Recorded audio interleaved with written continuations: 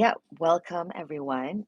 This is Bridging Brushstrokes to Blockchain. Today I'm really excited to be speaking with Jodi.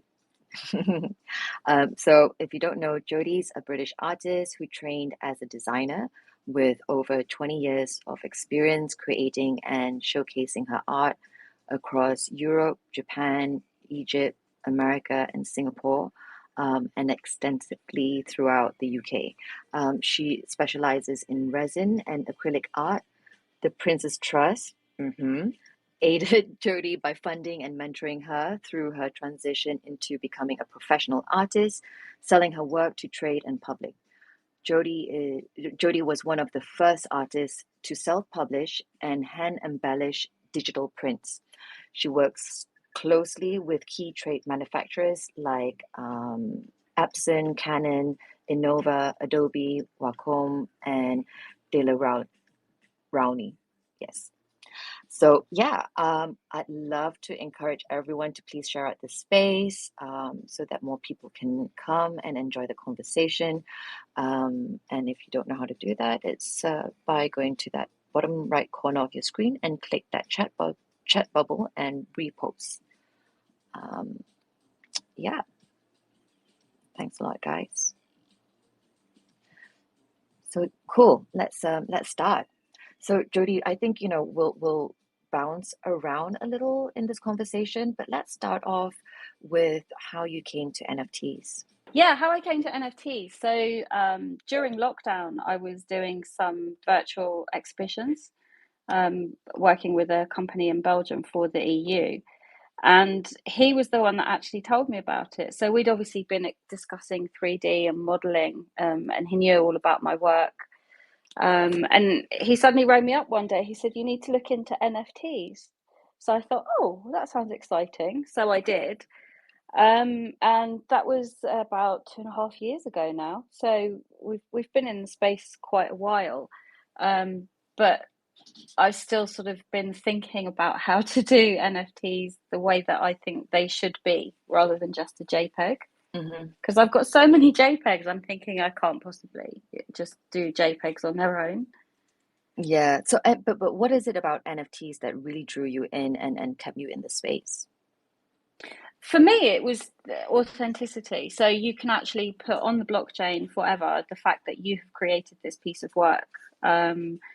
Royalties, yeah, that's nice, but I'm used to selling work without royalties over the years. So I'm kind of, I'm not expecting royalties, but I think that's a nice element to it.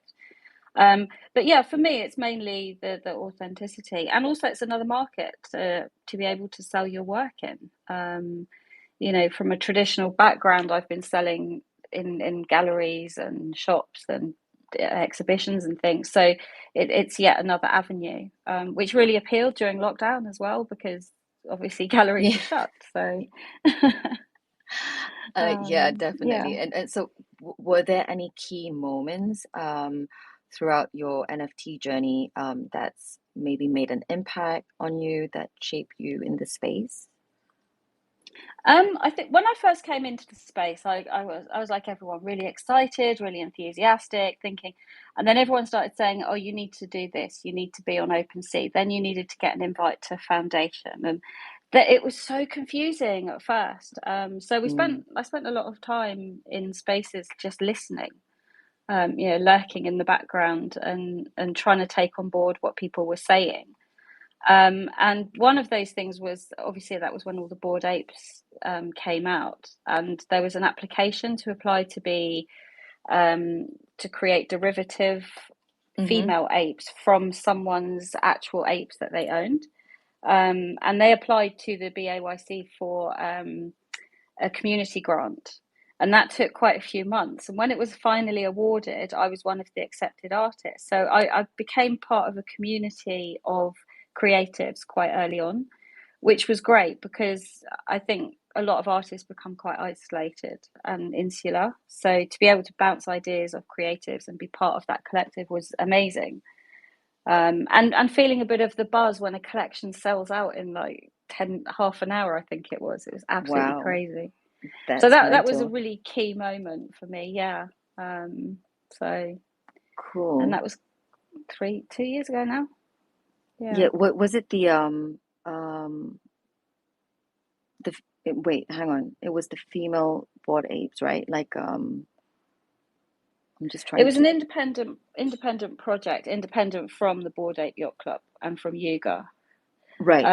But when people owned an ape, initially they said you could create a derivative from it if you own the actual ape.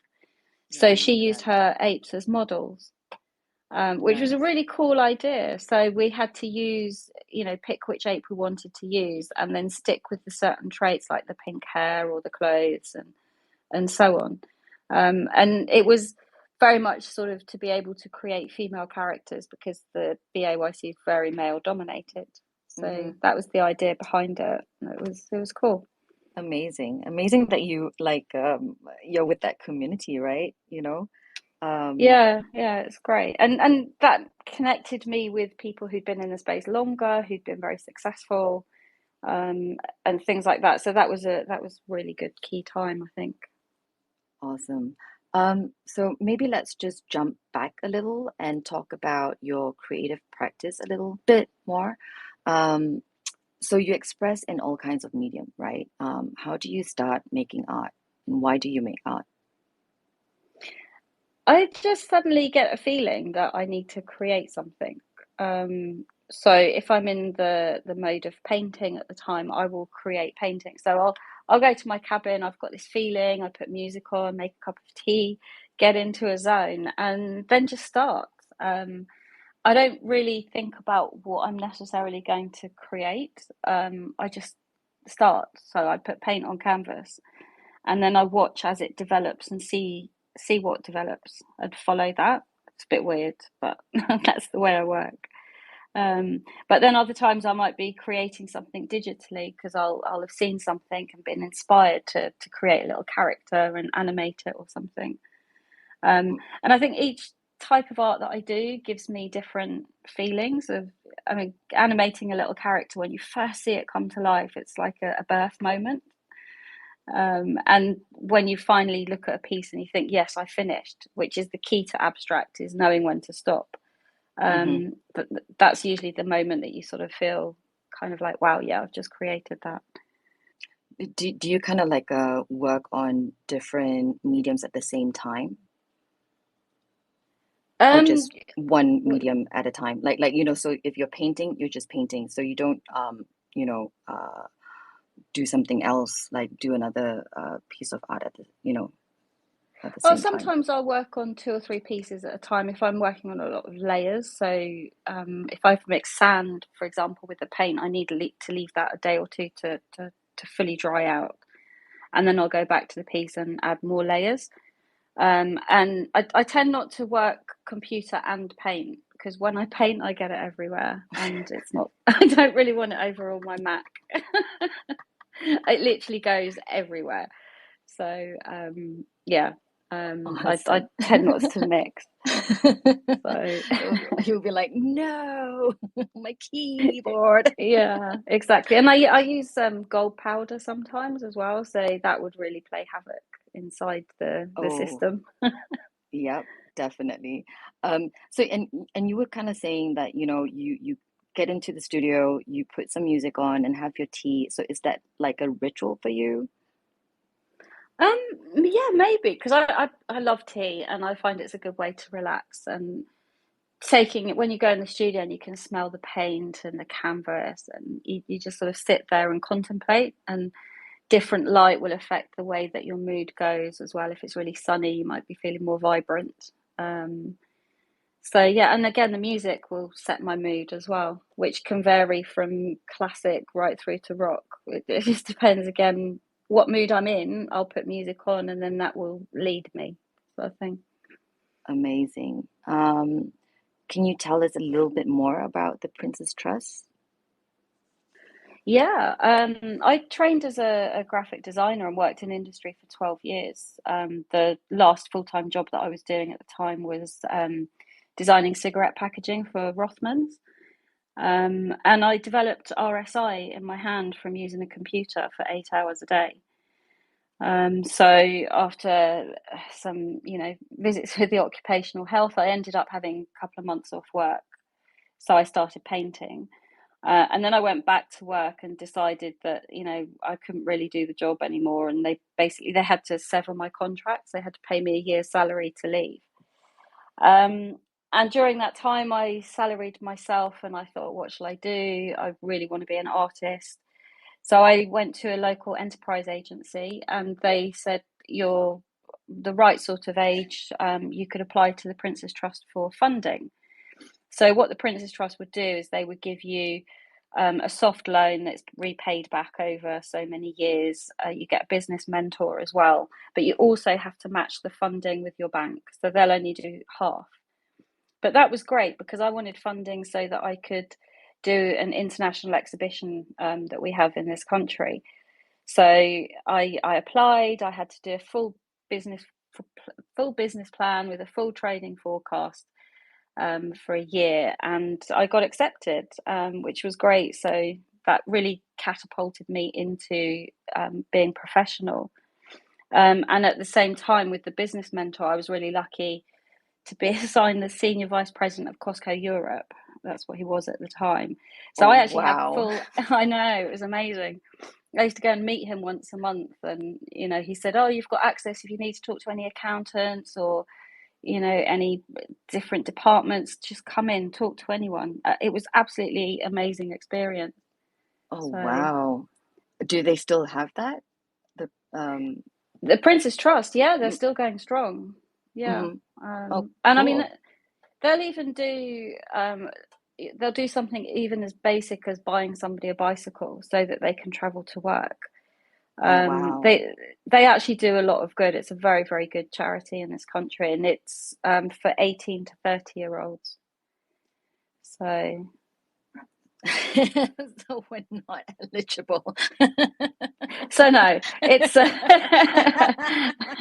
I scraped in when I did it in 1997. I literally scraped in on the age thing, but we won't go there because I'll feel Yes, let's. old. Uh, is is there an element of art that you enjoy working with the most? And why? I love paint. I absolutely love paint because I like getting my hands dirty. I like the rawness and the total freedom that you get with that. But then other times I also like to be disciplined. I like to have a brief and I like to have to stick at it because it's more like problem solving. So that yeah, that's how I feel about that, I guess. And so where do you find inspiration from, and do you have a favorite time of day to create? I'm more creative in the evenings. I don't know why, I just am. I can randomly get the idea that I want to do some painting and I'll just go to my studio and paint. Um, and sorry, what was the first part of the question? Where do you find inspiration? Oh, where do I find inspiration? I retain things. So I think because when I paint, I go into almost like a trance type state. I think then subconscious memories come out and things like that. So I'll notice things and remember them. I did scuba diving, and a few years later, I was doing some paintings, and one of them looked like this underwater scene. That kind of thing. It's a bit weird. Wow. No, I think it's brilliant, and you're like in the flow, right? You know. Yeah, Um, exactly. Yeah. yeah, and then who are some of your biggest artistic influences? Oh, that's a good one. Monet, love Monet. Um, all sorts, really. Miro was a painter back in the day. Oh, all the traditional ones, really. I like to admire people's work, but I also don't want to see too much to get too influenced, if you know what I mean. Mm, yep. Because I think there's always a great danger when you're painting in the way that I do, that you might go to see an exhibition, come back, and you'll start pouring stuff out, and then you think, whoa, hold on a sec. Um, so I try not to get influenced by other artists too much. But then I suppose, like, as an artist, we're in constant collaboration, right? With the universe. and it could be a conversation that we had, maybe even 5 years ago, or a movie we watched, right?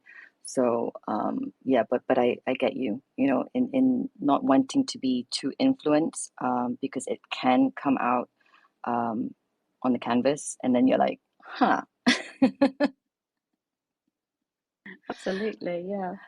So, and then, has the how has the NFT space helped you as an artist? I think it's helped me to develop 3D skills, to sort of fine tune them a lot more and work out how to get it from just like a little sculpture that you've done into something you can actually use. So learning new software. I like learning all the time. I like learning. I love the community, being able to connect with other creatives and other non-creatives. It's great. Mish and I are very people. So we're very social. We like talking to people a lot. And I think again from lockdown, you realise that connections are one of the most important things. Yeah. So maybe let's just go into PaintX. Why PaintX? Why PaintX? Because Yeah. it's everything. I actually did this before Elon decided to change Twitter to X. And I just sat there when he said it and I was like, oh, great. um, but yeah, it's everything, isn't it? I wanted to create a collection where each piece you have everything that belongs to it. So, and, Um, and did you like come up with the name first, or did you just go with the flow and then, decide on the name after? I kind of thought more commercially, having done collections for people in the past. I wanted to think it out as a project rather than just randomly go and paint a few pieces and say, oh, maybe I could do this. So I decided how I wanted to do it. I wanted it packaged. I wanted each piece to really feel like something of value. I wanted to give the customer an experience rather than just getting a painting delivered. So I thought about every detail that went into the box. And I ordered the canvases and the paint, and off I went. So, um, Amazing. And yeah. and how has your journey, like, transitioning from like traditional art to working with 3D and graphic design, how has that influenced your creative approach with this collection? Um, all of my art is always about color and balance, which is something I learned with all the experience doing design work over the years, and attention to detail as well. Um, so I think that's kind of fed the way towards this collection. I mean, when I was at Rothmans, I was doing packaging, designing. I did 3D work back in 2008 when Second Life came out. That's when I first started to learn to do 3D work. So I wanted to combine everything into one package. So I think every element of my career has shaped this collection coming into it. Wow. Can you tell us a little bit more about that? In what In way? terms in the way, like, with your different aspects of your career, right? Like um every little thing that you've done before is now in this collection. Um, yeah, maybe just tell us a little bit more about that. Like, Yeah. Okay. So when I left college, I went to work for a company called Fuzzy Felt, who some people may or may not have heard of. It was a child's toy, and it had like felt shapes that you put on a flocked board, and they stay there. So it was a creative play. And while I was there, I had to design packaging. I had to design exhibition stands. Um, so in a way, that was a stepping stone to me doing other elements of my career that then led to where we are now. So with them, I learned all about production, because it was based at a factory, so I could go out and see the ladies on the factory floor actually making these toys and putting them in boxes, etc. Um, and then when I was working at Rothmans, it was very much about attention to detail, fine tuning, really you know, a cigarette packaging, I know it's a cigarette and it's really bad, but to a smoker, it's actually something they have on them nearly all day long. So the design that went into it was extensive. And they used to say that we weren't a tobacco company, it was a branding agency. So I learned all about branding and, sort of different print techniques and embossing and all sorts of things like that, and how to produce the artwork. And then I learned 3D, as I said earlier, in Second Life. And then I carried on that skill offline in software so that I could learn how to build rooms. And then I'd build the house and say to my husband, "Oh, can you just knock that wall down and build this? Because I think this would be really cool." So again, that led to coming into Web3, because one of the other things I do is build environments for spatial and the metaverse. And I did a project called the VE Center, where we built a virtual exhibition center and we helped 250 NFT artists to exhibit their work. And for me, things like that are fun, and you're getting more community together. So again, that led up to where we are now, really. Awesome. Maybe walk us through your creative process in developing the 24 pieces. Yeah, just maybe walk us through that. How did you start, and then, from concept to execution? Okay, so I came up with the idea and I thought I had to source all the elements that would go into the final product. So I had to source where to get the boxes and then the labels. I had to design all the labels for it. There's a couple of little brochures inside, so I designed those, had them printed, put them together. There's also a little thing in there called an art level, which is something I came up with in 2017, which is a really simple little block with a couple of holes and a spirit level. And the idea is that you can use that to hang the paintings, a canvas painting with, very simply, very easily. And you use a little double-sided nano gel pad. So I wanted to incorporate that idea into it as well. And then I just kind of put all those elements together and got the canvases and painted. And then after I painted them, I had to do a high-res scan of each piece, which is 300 DPI. So whoever buys it and has the high-res scan would be able to print it out on canvas or put it on mugs or clothing, do whatever they want with it, really. But I then took those scans and turned them into 3D digital twins of the actual paintings. So again, when someone buys one, they would get the 3D models, so they could put it on the wall in their virtual house in the metaverse, or they could show their friends in AR and things like that. So yeah, it had stages, but each stage was thought out to come together at the end with the cool product. So you started with the boxes first? Was, Um, was that right? no, the idea was I planned the whole idea and then Mm-hmm. I created the artwork. And then Right, once I'd done the artwork, I moved on to create the packaging. right. But I planned it at the beginning as to what I wanted, because I had to, when you're doing something like that, which is you have to take a step back. It's a product. Yes, it's a piece of art, but it's also a product.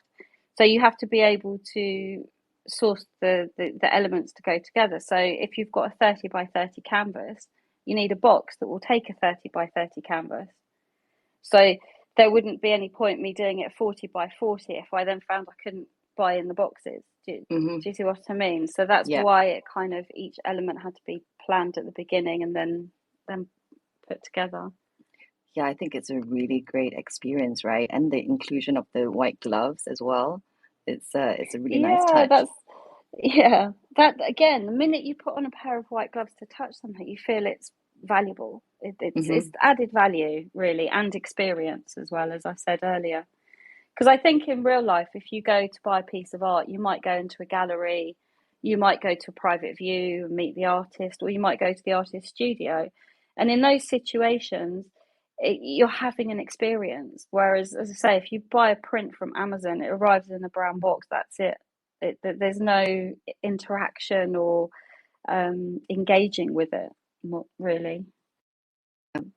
And Tell us a little bit more about the art itself, the 24 pieces. Because they are very, one is Ethereum and there's Bitcoin and yeah, so can you just tell us a little bit more about that? Yeah, again, those pieces just came out. I think because Web3 and spaces is all in my head. So once I got into that zone and, few strokes with the palette knife, and you can see the Ethereum logo, and you think, oh, maybe, yeah, maybe this. And then I follow that leads me and I follow it. I deliberated whether to do 24 pieces that go together or to do 24 completely individual pieces. And I decided to go down that path because I wanted more variety within the collection.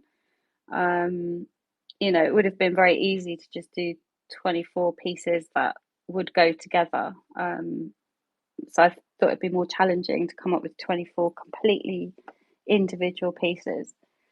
And yeah, that's just sort of what happened. I mean, there's one piece called Open Sea because as soon as I did it, I just looked at it and it made me think of open sea. It's like all this sort of swirly chaos is the sea and stillness above and a bit of communication. Um, so sometimes when I do the painting and I look at it, I think, whoa, yeah, I can see that myself in it. So Was it a conscious decision to do 24? Um, why 24? that was Mish, one of his mad, crazy ideas. I think it was he wanted to do 22, so it was 2 2, and then I just said no. You can't split that number up nicely if you're doing a brochure or on a website or something. So I wanted to make sure it was an even number that we could do nice layouts with. Nice. And what were some of the key challenges and maybe even breakthrough moments? Oh, I think one of the initial challenges, it took me so long to get into the zone of painting. Because I hadn't done it for a while because I got involved in doing a lot of projects during lockdown. Um, so it was, I don't know, it was really, really strange trying to get into that zone. And I used to sit in the cabin in my studio for hours. And I'd come back in and Mish would say, can I go and see? And I'd say, there's nothing to see. It's still blank canvas. So I just make another cup of tea and sit in the sun and think, and then say, right, I'm going now. I'm going to do this now. And yeah, crazy time. So yeah, it was quite challenging at first. And then because you were speaking to this earlier, right, about knowing when to stop. So when did you know when to stop? With each art piece. I just, I don't know. I just look at it and think that's done. Um, that's not very helpful. But yeah, that's. I mean, sometimes I've done pieces and I've thought, yeah, and then I'll go back to it the next day and think, actually, no, and start getting more paint on it. Like the Bitcoin one started off as orange and black, and it ended up looking more like it's been carved in stone than being orange and black. So you just sort of, I don't know, I just look and think, yep, that piece is ready, it's finished. And where can we see these artworks? I'm gonna pin some bits and pieces up. So let me. Cool, cool, cool. You can if you go to my website, I'll pin in a second, which is artistjodi.com/paintx. You can actually see all of the pieces there, and then you can link to where they are on OpenSea. They're on OpenSea, but they're on their own bespoke contract that I had done. The reason they're on OpenSea is because I need somewhere to list them. We were hoping to get it so that they could be bought on secondary through my website, but that would mean a marketplace. And I didn't have the budget or the time to do that really. So, So artistjodi.com /paintx, right? yeah. Okay, I'm gonna put it in the comments. Okay, it's there. So do check it out, people. What was the biggest lesson you've learned about yourself? in my whole life. No, with this collection. Oh, with It's this like, whoa, collection. that's a huge question. Yeah, oh, huge for the thing. Lesson. Um, hmm, measure twice, cut once is probably the biggest lesson. That's kind of a funny way of saying when you're doing things like printing, you really have to make sure that all the copy is right and everything else.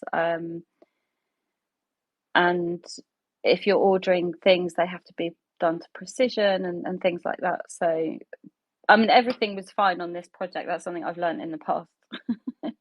um, on this project, I don't know. I can't think of it. That's okay. I mean, it might come to you, you know. It might do. You Yeah. never know. Um, so what role does technology, particularly 3D and digital design, play in enhancing or influencing your traditional artistic process? Like, how does it play into it? Um, I think it's brilliant for doing things like digital twins. I don't know because they're so different. The one struggle that I had when I started painting this collection was to get out of the headspace of precision because when you're doing stuff digitally, it is so precise. You know, if something might look better if it's half a mil one way, whereas when you're working on paintings, you've got complete freedom. It doesn't matter if a line isn't straight or if a curve isn't perfect. Um, so being in that headspace and getting over that precision level was quite tricky. Mm. And then, you know, so we say like art often evokes emotions, right? So how do you aim to establish a connection between the digital twins and the physical pieces in terms of like evoking a similar emotional response in viewers, maybe? Or, yeah. I think there's an element of flatness with digital, and this is where I get quite frustrated because just as I've launched this product, um, new tech comes out, so you can do 3D scans from your phone. So I upgraded my phone, and now I can actually do a 3D scan. And for me, adding back in the highlights, the metallic, and the sheen that you get from paint, the natural things, I think is really important. And you can actually do that with the 3D model. So I use software called Sketchfab, where you've got additional features that you can add to the models, which really makes some of them pop. It's fun. So I try and bring back the metallic, but and the depth and the texture really, which is what most of my work's about. It's just trying to duplicate it as a digital twin. Yeah, because like with the 3D, the AR that you showed us, the texture was just so detailed. I really love that. Yeah, that was just crazy, absolutely crazy. I'm planning on actually scanning all of the originals in that way. It's just working out the best lighting and the best where to do it. Because it misses off the bottom. So if you scan it on the wall, you don't get the bottom. And if you Oh. scan it flat on the table, you don't get underneath. So you have to kind of, do you want a bottom or a back?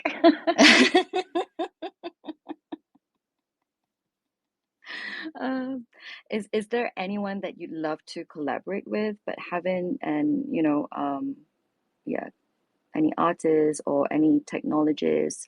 Um, yeah, just I'd love curious. to collaborate with a Vision Pro, the Apple Vision Pro, but I don't think we're going to be getting them in the UK for quite a while. Oh, really? Um, no, they're the first batch are going in the States only. So, Uh, and they're not making that many. But in terms of other, I don't. I like collaborating with other people, and it's not something I think. Oh, I'd like to collaborate with them. But if I was approached, it would be fun, if you know what I mean. Yeah, and then what do you look for in a collaboration if you were to Um, collaborate? so probably somebody who's like-minded, um, relaxed, not stressful. Because I think sometimes you can get into situations where you end up getting a lot of stress from by working on something with somebody else. Um, Whereas when you're working on your own, you're under complete control. But yeah, no, I'm fairly easygoing, so I embrace it and have fun, I guess. Awesome. And is there, if you could go back in time, right, to change anything with like this whole journey with this PaintX, what would it be, if any? Oh, what would it be? Um, Probably the time between me completing the collection and actually getting it out there. I would want that reduced. Um, How long did it take but you? The whole project's been 6 months. My bit was probably about 3 months, but it's one of those chicken and eggs. You get the product, then you have to have photographs of the product, then you have to create a website, then you have to create a smart contract, and all these things are so intertwined that you can't rush any element of it. Um, but yeah, I get frustrated when I lose a bit of control like that. So And let me see. Were there any specific boundaries or limitations you've encountered, while merging like, the traditional and digital art forms? Um, yeah, and just how did you navigate? I don't think so because I've done it myself. So Hmm. Um, I mean, back in the day when I did G-clay printing, I I started off by using a printer as a service, and I would take him my scan, and he would then print it out and give it back to me, and then I'd have to make some color adjustments and then give it back to him, and he would print it out, and so on until it was a near match. Um, and then I'd have to wait for him to produce the prints before I could start selling them. But then I got my own equipment because I did a show and I said to myself, I worked out how many prints I needed to sell in order to cover the cost and justify buying my own printer. Mm. And we actually got an order for 60 prints within the first half hour of that show. So then I had a dilemma: do I, because I'm so loyal to people, shall I still get the printer to print them and get my own printer? But once I had my own printer, I was able to keep it all in house. I could turn a print round in a day from scan to actual final print because I was in control and I could see each stage, and I wasn't there wasn't the element of waiting. Obviously, it's slightly different now because you can email and send files Hmm. and things. I mean, I'm talking when was that? Yeah, there was email back then. Um, but yeah, it's very different in a digital market, definitely. But I do prefer to keep things in house. Nice.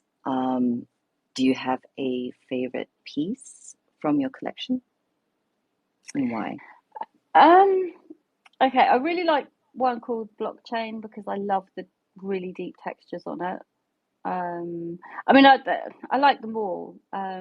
It's hard to choose a favorite, but I have reasons that I like that. There's some that I like because of a reason rather than because they're my favorites. So there's one called Green Journey, and for me, it actually made me think of my parents going on this long journey of life.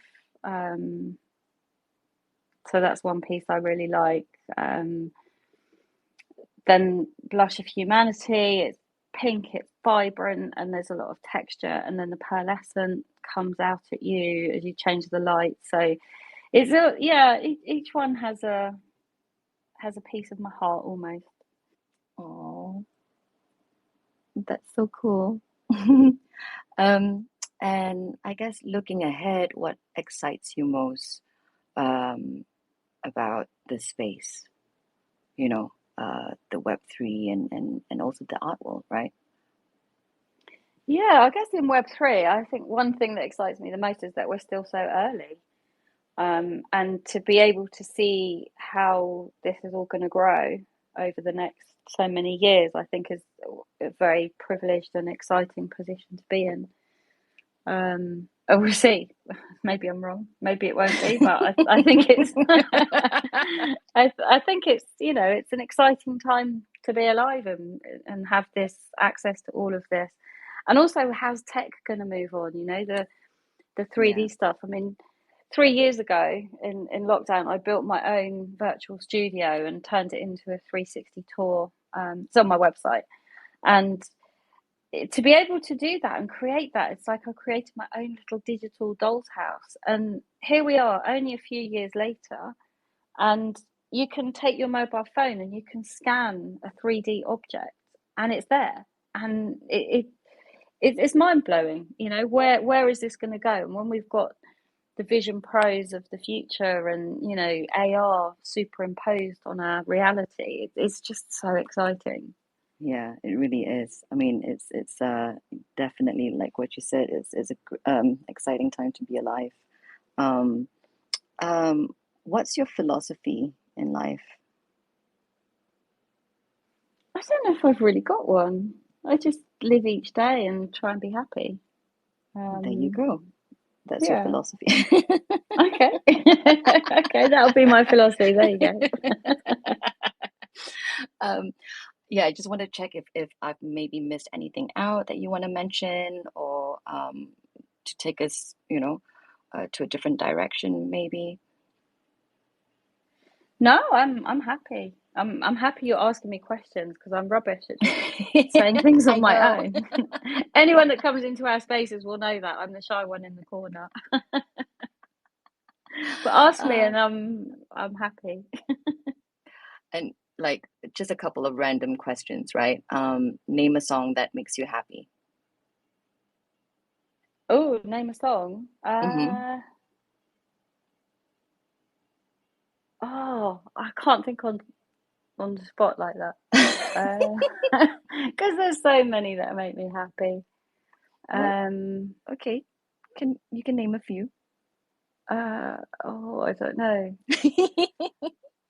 No, my mind's gone blank. Oh, I'll come back to that. Ask me another one. Okay. If you had to give someone a book you've read, what would it be? Winnie the Pooh, Why? because it's amazing. I think everyone has to have read Winnie the Pooh in their life. Yeah, I think so Um, too. yeah, it's just so wonderful, and the imagination from the boy and the father. I mean, if you see the look, Mish is laughing at me and Frida. If you see the film about how Winnie the Pooh was actually written, it's such a beautiful and sad story. But it's just the bringing that imagination to life. I think we all need to do that a lot more. Yeah, for sure. Um, and if you were to be a spy, right? What would your secret spy name be? Oh, that's a good one. Secret spying. Mm-hmm. Um, I'd be at Apple, see what they're developing that I'm going to spend all my money on in 5, 10 years time. Oh man. And maybe last question. What do you think is an important life lesson? Oh, an important life lesson. Try and enjoy life because you only get one. It's not a dress rehearsal. And do what makes you happy. That's, yeah. Very, very good advice. Very sage advice. Thank you. Um, and yeah, so yeah, with I think I've kind of run out of questions now. Well, you've asked them all really well, so that's cool. Oh, thank you. And I'm still trying to think of a song, but Yeah, if yeah, yeah. I'm still waiting for it.